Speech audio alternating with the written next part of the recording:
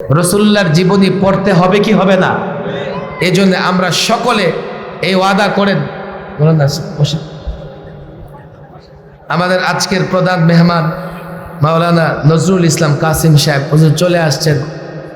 তো ইদানিং আসলে হজরতের সঙ্গে আরেকটা প্রোগ্রামও দেখা হয়ে গেছে। আজকে আমি এখানে কাছাকাছি এসে ভাবতেছিলাম যে ব্যাপারটা কি এখানেও দেখি হুজুর আছে। অনেক সুন্দর আলোচনা করেন, অনেক মায়াবী কণ্ঠে আলোচনা করেন, অনেক দরদ এবং ব্যথা নিয়ে আলোচনা করেন। আর এখানে যেহেতু অনেক যুবকরা আছে, উনি এই আলোচনা করবেন, সুন্দর আলোচনা করবেন। কিন্তু আমি এই আলেম মাদ্রাসার ছাত্রদেরকে আরো ক্লিয়ার বলি, আমরা এই 2 মাসে একটা সিরাতের কিতাব অধ্যয়ন করব, মোতালা করব, পড়ে দেখবো তো ইনশাআল্লাহ। সবাই কিন্তু ইনশাআল্লাহ বলে না, পড়বো তো ইনশাআল্লাহ। আলেমদের সাথে মশওয়ারা করে আমরা ছোট্ট একটা কিতাব কিনবো। তবে আমাদের মার্কেটে সিরাতের অনেক কিতাব পাওয়া যায়। একটা মুফতি শফি সাহেব রাহিমাহুল্লাহ, ওনার একটা সিরাতে খতামুল আম্বিয়া আছে, আমাদের মাদ্রাসার ছাত্ররা পড়ে, আমরা এটা পড়তে পারি। হযরত মাওলানা ইদ্রিস কান্দলুবি রাহিমাহুল্লাহ, ওনার একটা সিরাতের কিতাব আছে। সৈয়দ আবুল হাসান আলী নদভীর, ওনার অন্তত উল্লেখযোগ্য 2টা সিরাতের কিতাব আছে।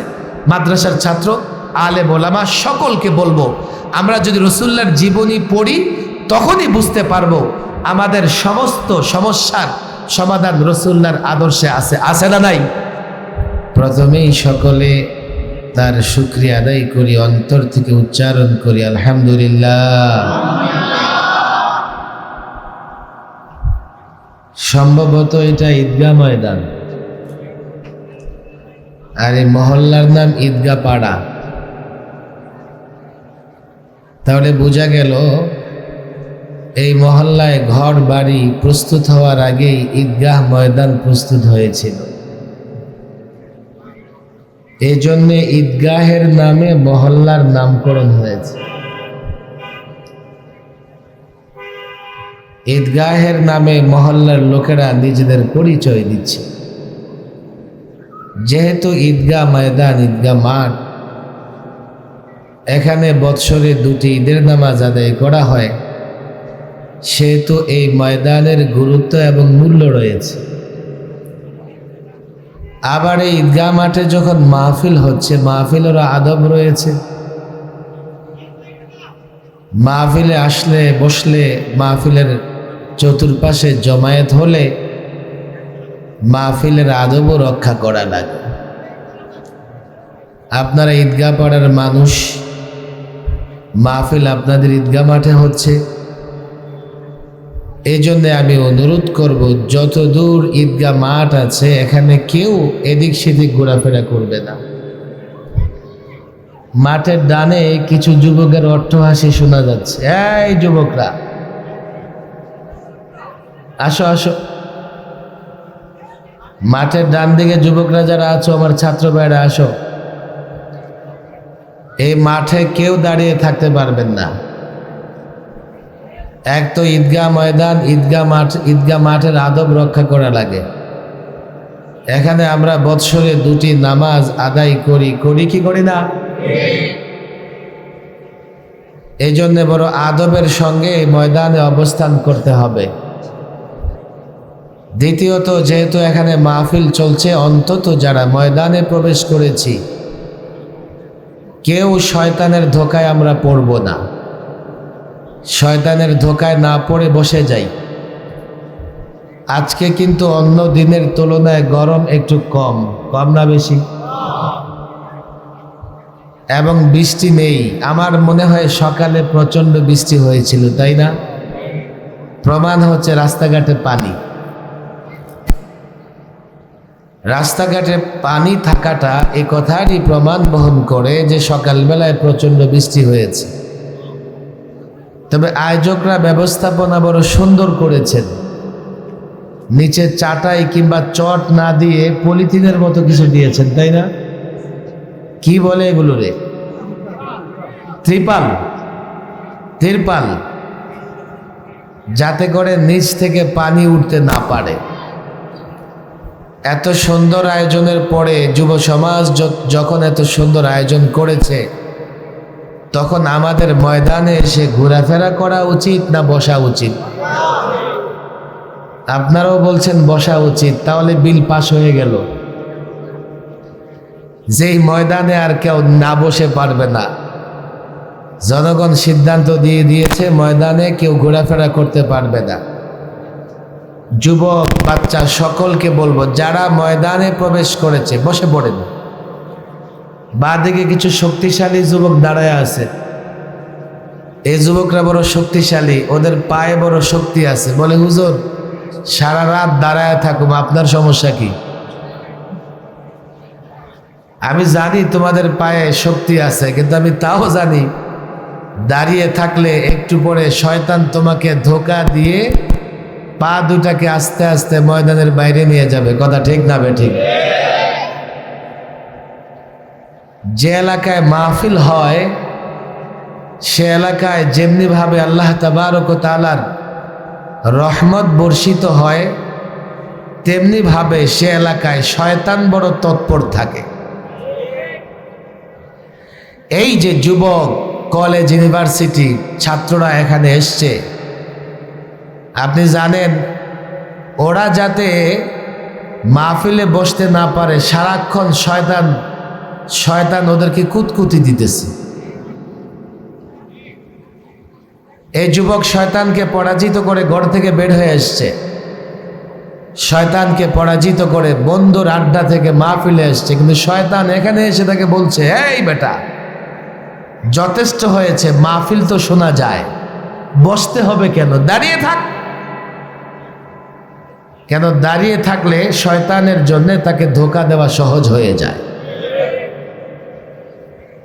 আমি আবার অনুরোধ করব, আমি ছাত্র ভাইদের বলবো, রাত কিন্তু কম হয়নি, আমি সামান্য আলোচনা করব, এরপরে প্রধান মেহমান কিন্তু চলে আসছেন। যে কোনো সময় তিনি এখানে চলে আসবেন, তিনি বয়ান করবেন, মাহফিল শেষ। এখনো যদি আমরা না আসি, আসবো কখন? এখনো যদি দোকানের সামনে ভিড় করি তো মাহফিল শুনবো কখন? এখনো যদি আড্ডা দেই, তাহলে মনে রাখতে হবে আমাদের কপালে দুর্ভোগ, আমরা আল্লাহর রহমত থেকে বঞ্চিত, আমরা ইবলিসের ধোকায় পড়ে আমল বরবাদ করে দিচ্ছি। আমার অনুরোধ, যাদের কপালে সৌভাগ্য লেখা আছে তারা আসবে, তারা বসবে। আর যাদের কপালে দুর্ভোগ আছে, যাদের কপাল পোড়া, তারা বসতে পারবে না। যেহেতু যুব সমাজের মাহফিল, সেহেতু এই মাহফিলের গুরুত্ব অন্যান্য মাহফিলের চাইতে বেশি। বলবেন কেন? এই যে যুবকরা মাহফিল আয়োজন করেছে, তারা চাইলে মাহফিল আয়োজন না করে ফাইটা যায় টাইপের কোনো কিছু আয়োজন করতে পারতো। কথা ঠিক না বে ঠিক? একটা সময় এই নরসিংদীর এই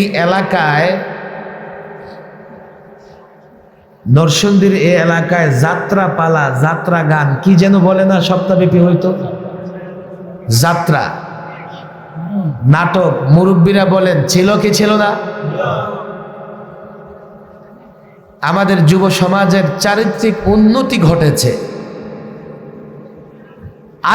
ঠিক আজকের দিনে আমাদের লালবাগে, আপনাদের কষ্ট হচ্ছে না তো? লালবাগ মাদ্রাসা থেকে ঠিক 200 মিটার দূরে হবে একটা বিশাল বড় ঈদগাহ মাঠ আছে। এর নাম ছিল একসময় আজাদ মাঠ। পরে সরকার পরিবর্তনের সঙ্গে সঙ্গে মাঠের নামও পরিবর্তন হয়ে গেছে। যাক, গত সরকারের আমলে কদিন পরপরই এই ঈদগাহ মাঠে কনসার্ট হতো। এই সেই নায়ক নায়িকা, গায়ক গায়িকাদের দিয়ে তারা নানা রকমের অশ্লীল বেহায়াপনার নানা আয়োজন তারা সেখানে করত।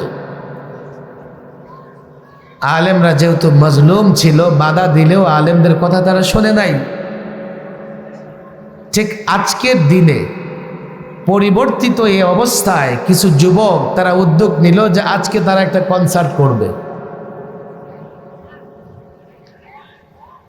এবং এই কনসার্ট ছিল নেক শুরুতে, নেক কাজের জন্য। কাজটা কি জানেন?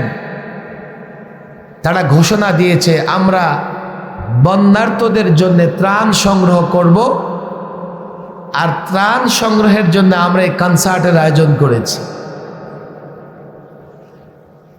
এখন এর চতুর্পাশে মসজিদের ইমাম সাহেবরা তারা গিয়ে যুবকদের দলে নেড়ে, যুবক, বন্যার্তদের জন্য ত্রাণ সংগ্রহ করবে, ভালো কাজ, নেক কাজ, কিন্তু সে নেক কাজ করবে গুনার কাজের মাধ্যমে। এটা তোমাদের কেমন বিবেক বলো? নেক কাজ করতে চাও অথচ গুনার কাজের আয়োজন করতেছে। আশেপাশের ইমাম সাহেবরা যখন ধরলেন, যুবকরা বুঝতে পেরেছে। যুবকরা বুঝে তারা বলেছে আমরা হাজার হাজার টাকা খরচ করে ফেলেছি, তারপরও আপনারা বলেছেন আমরা বন্ধ করে দিলাম, এখানে কনসার্ট হবে না। বাকি আপনাদের কাছে একটু আবদার, এখানে আপনারা একটা মাহফিল করেন। আলেমরা বললেন গতকালও তোমরা কনসার্টের ঘোষণা দিয়েছ, তো মাহফিলের ঘোষণা দেওয়ার জন্য তো 1-2টা দিন লাগবে, আজকে বন্ধ করে দাও, আমরা পরবর্তীতে এখানে তোমাদেরকে নিয়ে মাহফিল করব। এই যুবকরা কথা শুনেছে, আজকে এলাকার যুবকরা মাহফিলের আয়োজন করেছে। একটা সময় যুবকরা কথা শুনতো না, আলেমদের উপর হাত তুলতেও যুবকরা ভয় পেত না। একটা সময় আমরা দেখেছি যাত্রা গানে, যাত্রায় দেশ উন্মাদনায় মত্ত থাকতো, যুবকরা পরিবর্তন হয়েছে, যাত্রা আয়োজন করে না, কনসার্ট আয়োজন করে না, গান আয়োজন করে না, মাহফিল আয়োজন করে। এটা আমাদের জন্য বড়ই রহমত, কথা ঠিক না বেঠিক? আজকে যুবকরা চাইলে এগুলো করতে পারত, আল্লাহ তাদের হেদায়েত দিয়েছেন। আমি যুবকদের মাহফিলে গেলে প্রায় বলি, যেখানেই যুবকদের মাহফিল হবে সেখানে এলাকার সকলের উচিত বেশি বেশি অংশগ্রহণ করা, তাহলে যুবকরা উৎসাহ পাবে, আগামীতে মাহফিল করবে। আর যেখানে যুবকরা কনসার্টের আয়োজন করবে, গান বাদ্য ইত্যাদির আয়োজন করবে, সেখানে কেউ যেতে পারবে না, যাওয়া উচিত হবে না। এই জন্য আমি যুবকদের ধন্যবাদ জানাই। জানি না এই যুবকরা কি করে, কি তাদের পরিচয়, আমি এগুলো জানতেও চাই না। তারা দিনই কাজ করেছে, এই কাজ যেন 14তম কাজ চলতেছে, এই কাজ যাতে আল্লাহ তাবারক ওয়া তাআলা কিয়ামত পর্যন্ত বাকি রাখেন। সকলে বলেন আমিন। আজকে যুবকদের এই পরিবর্তনের পিছনে ওলামায়ে কেরাম এবং আমাদের দিনদার শ্রেণী মুরব্বীদের বড় ভূমিকা আছে। আমরা যুবকদেরকে সঠিক পথের সন্ধান দেবার চেষ্টা করি, আর এটাই আমাদের অপরাধ। আলেমদের গত সরকারের আমলে অপরাধ একটাই ছিল যে তাদের বক্তৃতা যুবকরা শোনে। একটা সময় পর্যন্ত আমাদের আলোচনা মুরব্বীরা শুনত, তাতে তাদের কোনো মাথা ব্যথা নাই। কেন? এই সমাজ তো মুরব্বীরা নিয়ন্ত্রণ করে না, ওরা মৌলবীদের কথা শুধু। আর যখন থেকে যুবকরা আলেমদের কথা শুনতে শুরু করেছে, নাস্তিক মুরতাদদের মাথায় বাড়ি পড়েছে। তারা মনে করলো এই যুবকরা যদি আলেমদের কথা মতো চলে তো কাল দেখা যাবে এই সমাজে দুর্নীতি থাকবে না, এই সমাজে অবিচার থাকবে না, এই সমাজে জুলুম থাকবে না, এই সমাজে ধোঁকাবাজি থাকবে না, এই সমাজে কারসাজি থাকবে না, এই সমাজে মজুদদারি থাকবে না, বেহায়াপনা থাকবে না, উলঙ্গপনা থাকবে না, এই সমাজে নারীর অবাধ বিচরণ থাকবে না, এই সমাজে সত্যিকার অর্থে নারীর অধিকার প্রতিষ্ঠিত হবে, শয়তান শয়তানি করতে পারবে না। আর ওই শিয়ালের গোষ্ঠী মুরগির স্বাধীনতার নামে নারীর দিকে লিপ্সার চোখে কুদৃষ্টি দিতে পারবে না। এটাই তাদের বরদাস্ত হয় না, এই জন্যই তারা আলেমদের বিরোধিতা করে।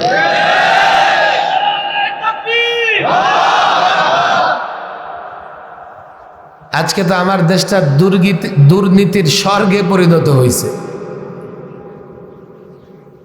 দেখেন, যে কোনো দলের সঙ্গে আপনার সম্পর্ক থাকতে পারে, কিন্তু দুর্নীতি চুরি যেই করবে সে দেশের দুশ্মন, সে মানবতার দুশ্মন। এই যুব সমাজ যদি ঠিক হয়ে যায়, আজকে ছাত্রদের মাধ্যমে একটা বিপ্লব সাধিত হয়েছে। আমি প্রায় বলি যে বাংলাদেশে এখন তালেবান সরকার ক্ষমতায় আছে। বলবেন যে এটা আপনি আবার কি বললেন? কেন? একটা সময় তালেবান বললেই বলতো যে জঙ্গি, মৌলবাদী, সাম্প্রদায়িক, উগ্রবাদী। কথা ঠিক না বেঠিক? আমরা বহু বুঝাবার চেষ্টা করেছি। আরে বোকার দলেরা, তালেবান মানে জঙ্গি সন্ত্রাসী কে বলেছে তোমাদের? তালেবান হচ্ছে আফগানি শব্দ। আফগানি ভাষায় ছাত্রকে তালেবান বলে। আফগানিস্তানে যেহেতু অভ্যুত্থান করেছে, বিপ্লব করেছে ছাত্ররা, আর তাদের বিপ্লবের পরে সরকার গঠিত হয়েছে, সেজন্য সেই সরকারকে বলে তালেবান সরকার। বাংলাদেশের ছাত্রদের দ্বারা বিপ্লব হয়েছে, এখন বাংলাদেশের এই সরকারকে বলা হয় ছাত্রদের সরকার। কথা ঠিক না বেঠিক? এখন আফগানের ভাষায় যদি আমি বলি, তাহলে ছাত্রদের সরকার মানে তালেবানের সরকার। ছাত্রদের দ্বারা একটা বিপ্লব সাধিত হয়েছে। এখন দেশবাসী একটা স্বপ্ন দেখতেছে, এই রাষ্ট্রে ইনসাফ কায়েম হবে, ন্যায় বিচার কায়েম হবে, মারামারি থাকবে না, জুলুম থাকবে না, জুলুম পাল্টা জুলুম, ঘাত প্রতিঘাত থাকবে না, আমরা সকলে মিলে শান্তিতে বসবাস করব। কিন্তু এটা মনে রাখতে হবে এটা বিপ্লব আমরা করেছি, অভ্যুত্থান আমরা করেছি, কিন্তু শান্তিতে বসবাস করতে হলে একটা ফর্মুলা দরকার, একটা সংবিধান দরকার, নীতিমালা দরকার। কে দেবে সেই ফর্মুলা? কে দেবে সেই সংবিধান? কে দেবে সেই নীতিমালা? আমি যুবকদের বলি, ছাত্রদের বলি, বুঝবার চেষ্টা করো। পৃথিবীতে নানা দেশে বিপ্লব প্রতি বিপ্লব সংগঠিত হয়েছে, নানা দেশে অভ্যুত্থান হয়েছে, নানা দেশে নানা রকমের পট পরিবর্তন হয়েছে। পট পরিবর্তনের পরে শান্তি আসে নাই, পট পরিবর্তনের পরে শৃঙ্খলা আসে নাই, পট পরিবর্তনের পরে ইনসাফ কায়েম হয় নাই, পট পরিবর্তনের পরে সামাজিক ন্যায় বিচার কায়েম হয় নাই, পট পরিবর্তনের পরে যুবক তার অধিকার খুঁজে পায় নাই, শিশু তার অধিকার খুঁজে পায় নাই, নারী তার অধিকার খুঁজে পায় নাই। কারণ কি? চেয়ে দেখো, তাকিয়ে দেখো। আর ১৫০০ বছর আগে আল্লাহর নবী মুহাম্মদ আরবির নেতৃত্বে যে পরিবর্তন এসছে, মদিনায় ছোট্ট একটা রাষ্ট্র প্রতিষ্ঠিত হয়েছে, সেই রাষ্ট্রে নারী তার অধিকার ফিরে পেয়েছে, শিশু তার অধিকার ফিরে পেয়েছে, প্রতিবেশী তার অধিকার ফিরে পেয়েছে, চাকর তার অধিকার ফিরে পেয়েছে, মনিব তার অধিকার ফিরে পেয়েছে, এমনকি পশু পাখিও তার অধিকার ফিরে পেয়েছে। কেন? একটাই তাদের কাছে ফর্মুলা ছিল, সংবিধান ছিল, নীতিমালা ছিল। পরিষ্কার বলি, বিপ্লব করেছো, বিপ্লব করেছি, বিপ্লব ভালোর জন্যে, বিপ্লব শান্তির জন্যে, চূড়ান্ত শান্তির জন্যে, চূড়ান্ত ইনসাফের জন্যে একটা সংবিধান লাগবে, সেটা আমাদের কোরআন। একটা গাইডলাইন লাগবে, একজন গাইডলাইন দাতা লাগবে, সেটা মুহাম্মদ আরবি। মুহাম্মদ আরবির গাইডলাইন ধরো, কোরআন মানো, তাহলে প্রকৃত শান্তি প্রতিষ্ঠিত হবে। আপনারা বলবেন, হুজুর আপনি তো বলেছেন, তার প্রমাণ কি? বাংলাদেশে রাসূলুল্লাহর আদর্শ দ্বারা শান্তি প্রতিষ্ঠা হবে, এই কথা আপনারা যত সহজে মানতেছেন, আমাদের শিক্ষিত সমাজ এতটা সহজে মানবে? আপনাদের কষ্ট না হলে আমি লম্বা কথা বলবো না। ওয়াজ অনেক করেছি, ওয়াজ করতে গিয়ে বুকে পাথর চাপা দিয়ে ওয়াজ করেছে, এমনও বহু ওয়াজ করতে হয়েছে। মঞ্চের দিকে অগ্রসর হচ্ছে আর মনে হচ্ছে পৃথিবীটা সংকীর্ণ, এ মুক্ত আকাশের নিচেও আমি মুক্ত না। রাস্তায় বের হয়েছি, মনে হতো আমি পরাধীন। 40টার বেশি মামলা নিয়ে ঘোরাফেরা করতে হয়েছে। এরপরেও হকের কথা বলেছি, সত্য কথা উচ্চারণ করেছি। একটা পরিবর্তন হয়েছে। পরিবর্তিত সময়ে আমি যুবকদের হাতে পায়ে ধরে, মুরব্বীদের হাতে পায়ে ধরে বলি, দেখো পরিবর্তন হয়েছে, কিন্তু শান্তি প্রতিষ্ঠার জন্য রাসূলুল্লাহর আদর্শের কোনো বিকল্প নাই। বলবেন হুজুর তা তো আমরা জানি শুনি, এর কি কোনো বাস্তবতা আছে? হ্যাঁ, বাস্তবতা আছে। তুমি অশান্তির জায়গাগুলো চিহ্নিত করো। আমাদের ঘরে ঘরে অশান্তি আছে না নাই? আমাদের সমাজে অশান্তি আছে না নাই? আমাদের রাষ্ট্রে অস্থিরতা, অশান্তি আছে না নাই? দুর্নীতির ইতিহাস কিন্তু আমরা প্রথমবার শুনতেছি এমন না, আগেও আমরা দুর্নীতির ইতিহাস শুনেছি। দুর্নীতি বন্ধ হয় না কেন? নারী নির্যাতনের ইতিহাস আমরা আগেও শুনেছি, নারী নির্যাতন বন্ধ হয় না কেন? শ্রমিক নির্যাতন, শ্রমিকদের উপর জুলুমের ইতিহাস আমরা আগেও শুনেছি, বন্ধ হয় না কেন? একটাই কারণ, আমাদের কাছে এই জুলুম নির্যাতন বন্ধের কোনো ফর্মুলা নাই। সেটা ফর্মুলা রাসূলুল্লাহ ১৫০০ বছর আগে সাহাবায়ে কেরামের মধ্যে ছেড়েছিলেন। যারা মেনেছে, পর্যায়ক্রমে যারা মেনেছে, তারা সুখ এবং শান্তিতে ছিল। আপনি ঘরের অশান্তি দূর করবেন, আমি জানি না, আপনারা তো পত্র পত্রিকা পড়েন। হঠাৎ করে একদিন আমি বাংলাদেশের এক জাতীয় দৈনিকে দেখলাম, ভালো করে শোনেন কথা, জাপানে দূরবাসী বিয়ের সংখ্যা বাড়তেছে। আমি তো হেডলাইন দেখে অবাক, আরে দূরবাসী বিয়ে, এটা আবার কোন বিয়ে? আমি সাধারণত পত্রিকা লম্বা সময় নিয়ে পড়ি না। পত্র পত্রিকা আপনি যতই পড়বেন, ওই ২-৪ দিন আগে যা পড়ছেন আজকে কিন্তু মনে রাখতে পারবেন না। তবে কিছু কিছু হেডলাইন দেখে আমার কৌতূহল জন্মায়, আমি পড়ার চেষ্টা করি। জাপানে দূরবাসী বিয়ের সংখ্যা বেড়েছে। পরে আমি নিউজটা পড়া শুরু করলাম, আরে দূরবাসী বিয়ে আবার কোন বিয়ে? দূরবাসী বিয়ে হচ্ছে বিয়ে হবে, কিন্তু কনে কনের বাড়িতে থাকবে, বর বরের বাড়িতে থাকবে। কথা বুঝে আসছে? তাদের যখন শারীরিক চাহিদা মেটানোর প্রয়োজন হবে, তো তারা ডেটিংয়ে যাবে, কোথাও গিয়ে একসাথে হবে। আর এমনিতে বর বরের বাড়িতে, কনে কনের বাড়িতে, তারা নিজ নিজ অফিসে চাকরি করবে, একসঙ্গে তারা বসবাস করবে না। এর নাম হচ্ছে দূরবাসী বিয়ে। আমি মনে মনে ভাবলাম, হায় হায় রে, বাংলাদেশের যুবককে বিয়ে করাই দিলে বউ ছাড়া একদিনও বাইরে থাকতে পারে না। আরে বছরের পর বছর আলাদা কেমনে থাকবে? আমি গবেষণা করলাম, গবেষণা করে দেখলাম যে জাপানে বিয়ে টিকে না। কেন? কই বিয়ের পরে সকাল থেকে স্বামী স্ত্রীর মারামারি শুরু হয়ে যায়। স্বামীও কামাই করে, স্ত্রীও কামাই করে। সকালবেলায় উঠে মশারি খুলবে কে? বিছনা গুছাবে কে? ব্রেকফাস্ট তৈরি করবে কে? দুপুরের লাঞ্চ তৈরি করবে কে? সন্তান লালন পালন করবে কে? উভয়ের মধ্যে বিতর্ক হয়ে ২-৪ দিন যায় না, কিলাকিলি ঘুষাঘুষির পরে ডিভোর্স হয়ে যায়, তালাক হয়ে যায়। অনেক চিন্তা করে তারা সিদ্ধান্ত নিল যে বিয়ে তো দরকার, বিয়ে ছাড়া তো থাকা যাবে না। তবে এর সলিউশন বা সমাধান হচ্ছে আমরা বিয়ে করে নিজ নিজ জায়গায় থাকবো, তাহলে আর কি হবে না, আমাদের মধ্যে ডিভোর্স হবে না। কিন্তু পরবর্তীতে দেখা গেল বর বরের বাড়িতে থাকে, কনের কনের বাড়িতে থাকে, বিয়ে তো হয়, কিন্তু বরেরও গার্লফ্রেন্ড থাকে, কনেরও বয়ফ্রেন্ড থাকে। তাদের অবৈধ সম্পর্কগুলো আগের মতোই চলতে থাকে। এর একটা পর্যায়ে তাদের ভিতরে সামাজিক অশান্তি তৈরি হয়।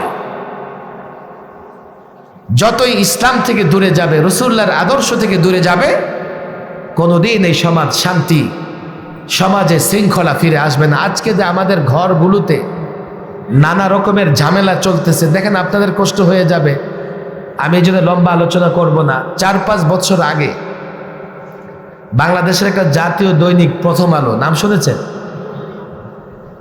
বাংলাদেশের কোন বিভাগে তালাকের পরিমাণ কত পার্সেন্ট তালাক হয় তারা একটা নিউজ ছাপতেছিল। সর্বশেষ তারা দেখলো বাংলাদেশের ওই বিভাগ বা ওই জেলাতে বেশি ডিভোর্স হয়, বেশি তালাক হয়।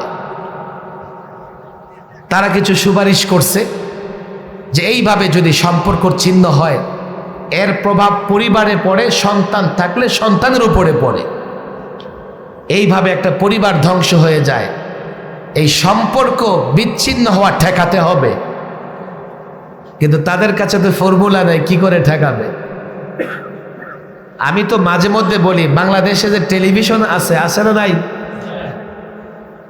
অনেক পরিবারে বিচ্ছেদ ঘটে শুধুমাত্র টেলিভিশনের কারণে। এখন আবার অ্যান্ড্রয়েড ফোন আছে, মোবাইল আছে, বলবেন কিভাবে?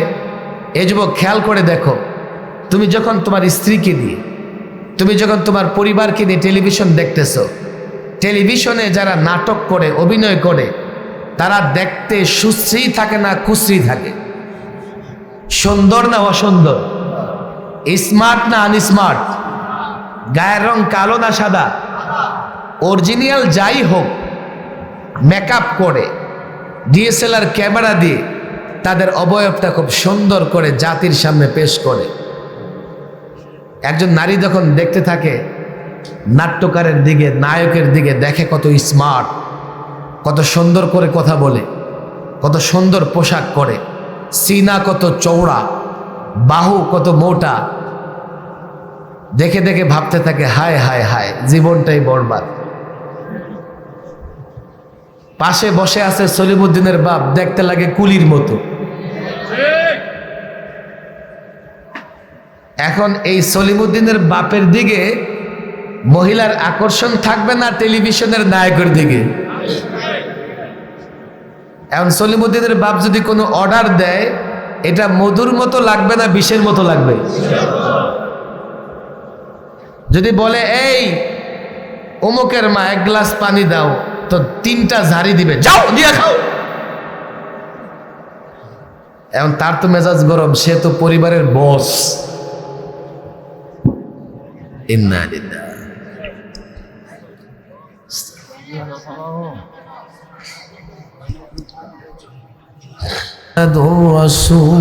রাসূলুল্লাহ সাল্লাল্লাহু আলাইহি ওয়াসাল্লাম। আপনাদের কষ্ট হচ্ছে না তো?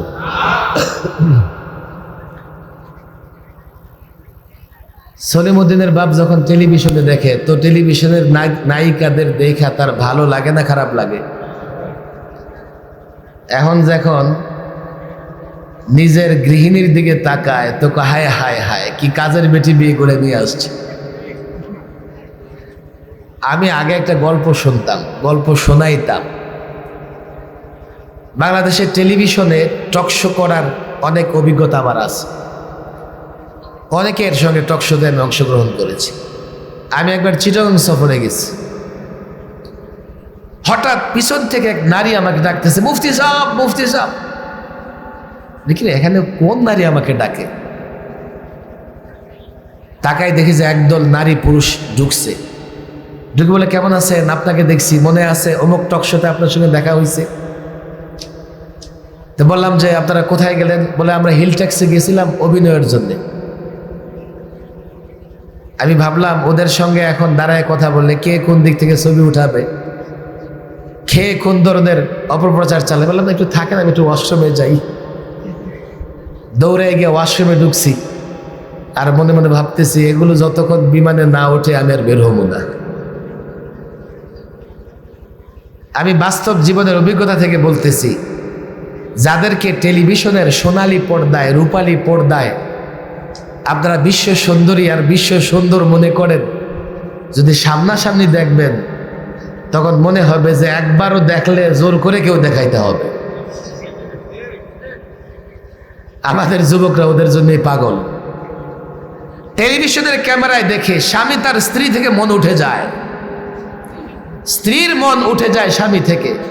তো তাদের ভিতরে একটা বিদ্বেষের জায়গায়, রাগারাগির জায়গা, একটা অসহনশীলতার জায়গা তৈরি হয়। ফলে স্বামীর আদেশ স্ত্রীর কাছে, স্ত্রীর আদেশ স্বামীর কাছে বিষাক্ত মনে হয়। ঝগড়া জাতি শুরু হয়, এক পর্যায়ে তাদের মধ্যে ডিভোর্স ছাড়াছাড়ি হয়ে যায়। কথা ঠিক না বেঠিক? 2 নম্বর দায়ী হচ্ছে যারা বেপরদা নারী, তারা। যুবক যখন ঘর থেকে বের হয় আর বেপরদা নারীকে যখন হেলে দুলে চলতে দেখে, তখন স্ত্রীর প্রতি তার যে মনোযোগ থাকা দরকার সেটা নষ্ট হয়ে তার মনোযোগ ওই পর যুবকের, যুবতীর দিকে তৈরি হয়ে যায়। কথা ঠিক না বেঠিক? এগুলো অবাস্তব না। আমি মৌলভী সাহেব হলেও আমিও তো বাস্তবতায় আছি। আপনাদের কাছে অনুরোধ, দেখেন, লম্বা কথা আমি বলবো না, মেহমান যেহেতু আমার আগেই চলে আসছেন, আমরা আমাদের ঘরে শান্তি চাই না চাই না? রাসূলুল্লাহর নীতিতে শান্তি, এর বাইরে কোথাও শান্তি নাই। আমরা সমাজে শান্তি চাই কি চাই না? বলবেন হুজুর এই কথার কি কোনো বাস্তবতা আছে? কে বলেছে বাস্তবতা নাই? আইয়ামে জাহিলিয়াত, অন্ধকার যুগে ঘরে শান্তি ছিল না, সমাজে শান্তি ছিল না, রাষ্ট্রে শান্তি ছিল না। সমাজ রাষ্ট্রে সর্বত্র শান্তি এসেছে যখন তারা রাসূলুল্লাহর আদর্শ মেনে চলেছে। কথা ঠিক না বেঠিক? আমাদের রাষ্ট্রে শান্তি নাই। 50 বছর 52 বছর দেশটা স্বাধীন হয়েছে। আমাদের পরে স্বাধীন হয়েছে এমন অনেক দেশ একেবারে কত উন্নতির উঁচু শিখরে পদার্পণ করেছে, আর আমরা 52 বছরে এখনো মারামারি বন্ধ করতে পারি নাই।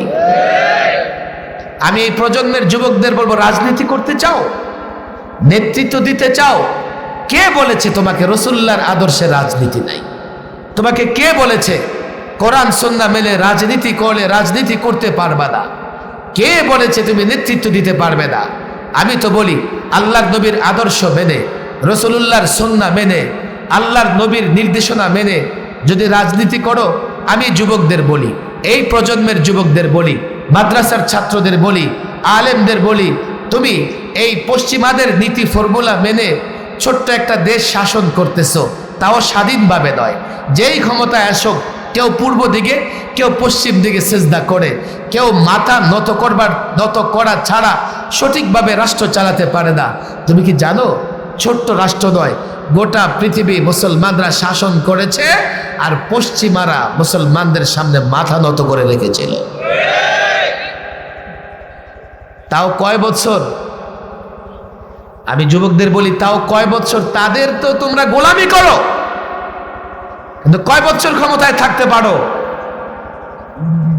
যদি 10 বছর 15 বছর থাকো, পরে তোমাদের বিদায়টা এমন হয় আরো 15 বছরের জন্য তোমাদের ঘুম হারাম হয়ে যায়।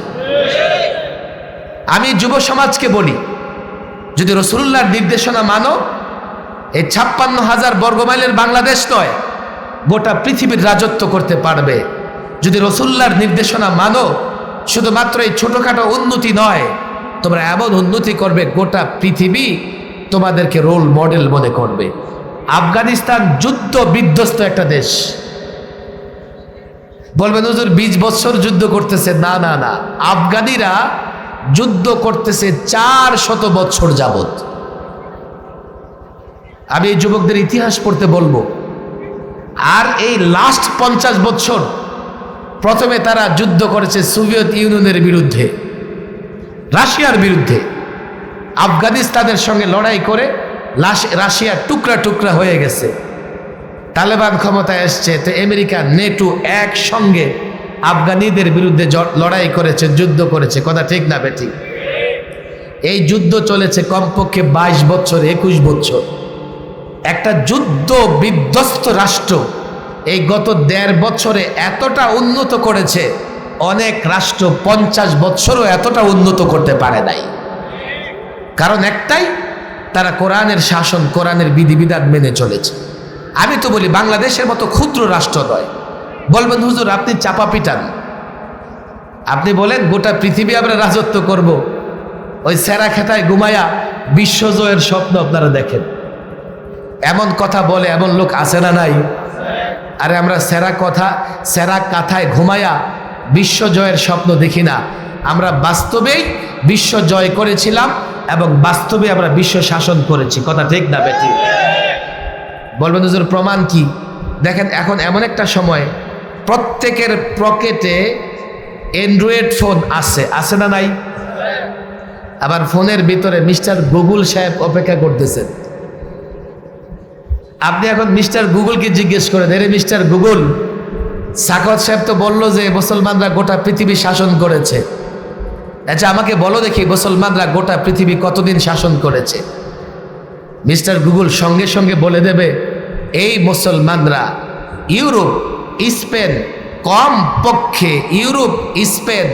কমপক্ষে 782 বছর শাসন করেছে, আর গোটা দুনিয়া শাসন করেছে কমপক্ষে 1000 বছর।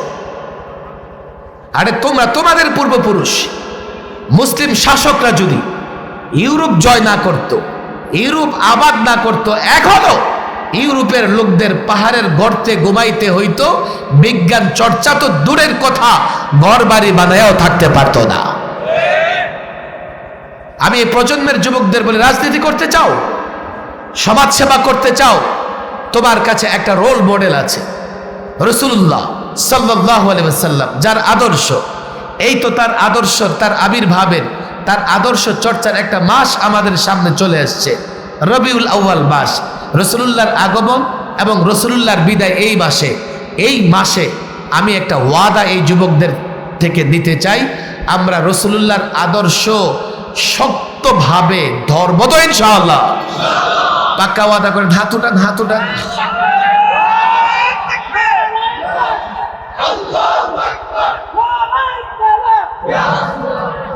হাত নামান, তাতে আপনারা কেউ ক্ষতিগ্রস্ত হবেন না।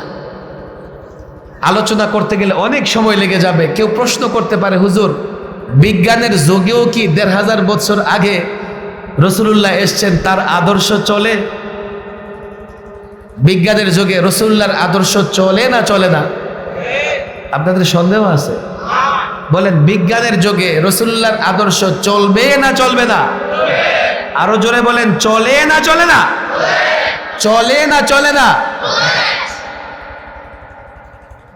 কথা তো অনেক, আমি একটা এক্সাম্পল দিলে সারা রাত দিতে পারবো যে রাসূলুল্লাহর আদর্শ আর একদিকে বিজ্ঞান রাখো, এখন দুইটাকে তুলনা করে দেখো। একটা সময় পর্যন্ত বর্তমান যারা বিজ্ঞান শাসন করে, পশ্চিমা বিজ্ঞানীরা ইসলাম নিয়ে তত গবেষণা করতো না, এখন তারা ইসলাম নিয়ে গবেষণা শুরু করেছে। কেন জানেন? আল্লাহু আকবার।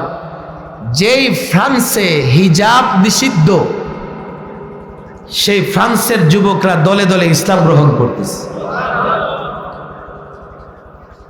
যেই ফ্রান্সে আল্লাহর নবীর ব্যঙ্গচিত্র প্রদর্শিত হয়েছিল, যেই ফ্রান্সে রাসূলুল্লাহকে সন্ত্রাসী দেখিয়ে কার্টুন ছেপেছিল, যে ফ্রান্সের রাষ্ট্রীয় ভবনে আল্লাহর নবীর অশ্লীল ব্যঙ্গচিত্র প্রদর্শিত হয়েছিল, সেই রাষ্ট্রে কেন অমুসলিমরা মুসলমান হচ্ছে, সেই গবেষণা করতে গিয়ে তারা দেখলো যে আসলে ইসলাম আপডেট, ইসলামের সঙ্গে কোনোদিন বিজ্ঞান পেরে উঠতে পারবে না। কিয়ামত পর্যন্ত ইসলাম যত গবেষণাই রেখে গেছে না কেন, যদি বিজ্ঞান সঠিকভাবে গবেষণা করতে থাকে তো ইসলাম থেকে অন্য কোথাও যেতে পারবে না। আমি তো বলি, দেখেন বিজ্ঞান অনেক উন্নত হয়েছে। আগে এখান থেকে হজ করতে 6 মাস লাগতো, এখন 12 ঘন্টার মধ্যে মক্কা মদিনা জিয়ারত করে চলে আসা যায়। কথা ঠিক না ঠিক? এর আগে তো যাবার রাস্তাই ছিল না। একটা সময় এমন হবে 2 ঘন্টার মধ্যে আপনি হজ করতে যেতে পারবেন, এত দ্রুত গতিতে বিমান চলবে। এখন তো রাস্তাঘাটে কত আধুনিক যানবাহন বের হয়েছে। একটা সময় এমনও হতে পারে যে আপনার 2 হাতে